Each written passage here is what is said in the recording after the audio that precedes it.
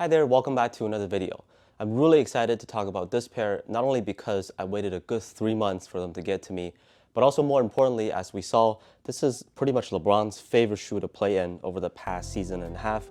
He's been choosing this shoe over his main signature line, the LeBron 19s. So let's take a look at how good these really are, and this is the LeBron Ambassador 13.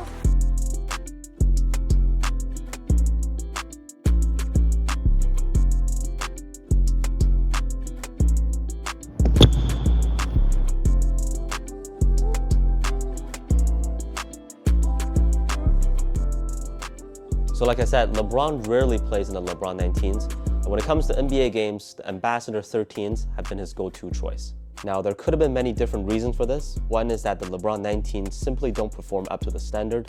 I personally don't like that shoe, but I'm sure that there's still plenty of people who really enjoy playing in it based on their playing style. So what I think is that with age, LeBron's playing style has evolved, and he may not be attacking the rim aggressively as much, so he probably needed something that is light on feet compared to his signature line, which have always been known to be very heavy shoes. Also, given that he even started at center for quite a few games this past season, that heavy workload is going to require a shoe that is much more low to the ground, instead of the double stack Zoom Air on the 19s. But that was just my guess. As for how to get these, they've been released for about a year now. I don't think they really had a retail release for these here in North America, but on secondary platforms like eBay, Goat, or even StockX, you can probably find them at a pretty decent price. They made some dope colorways for this shoe too. This one I have is obviously this Lakers colorway. LeBron himself wore these quite a few times. There's also like the Jade one, black and yellow ones, and the Air Easy inspired colorway. So, you know, in case if you want to rock something different in pickup games or like your local rec league, it might not be a bad idea to grab a pair of these. I got my pair overseas from China, paid right about like $100 US, including shipping. And let's just not talk about how slow the shipping was because of COVID and all that. All right, enough said for sure. Let's quickly go over the details and performance of the Ambassador 13s. So on a first look, this is definitely considered a low top shoe.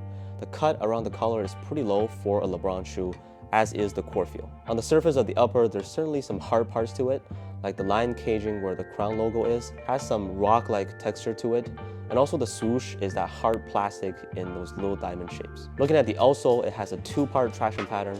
The top half is a multi-directional pattern with pretty sturdy rubber. Kind of reminds me of the Kyrie Low 5 outsole, which I tested outdoors recently. And that's what the bottom half looks like. On this pair, it does have the XDR tag, which is supposed to indicate that they are made with extra durable rubber that lasts longer. So again, similar to the Kyrie Low 5, and I know that the first KD15 colorway, I believe, also come in XDR rubber too. The materials are pretty standard mesh, not the thinnest mesh, however. Breathability, I would say, is average, just about what you would expect. Overall, I wouldn't say it's a great looking silhouette, but for a LeBron shoe, they are certainly low and light on feet. This is because based on the weight, these are definitely one of the lighter LeBrons out there at 430 grams for my size 10.5 pair.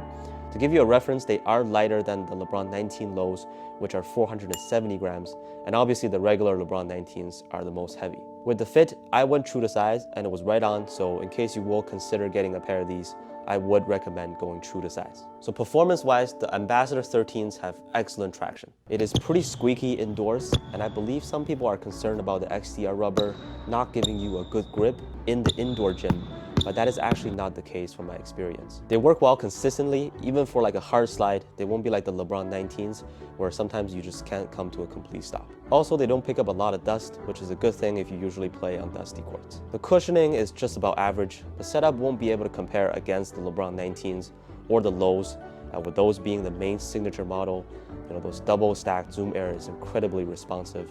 These, very typical of a more budget-friendly Nike shoe, with some amount of compression in the heels. Forefoot feels just alright. One highlight of these is that the core feel is really low to the ground. Very easy to break in as well. So overall, the LeBron Ambassador 13s are definitely a good performer. But is it that impressive to a point where it fully explains why LeBron himself chooses these over the 19s?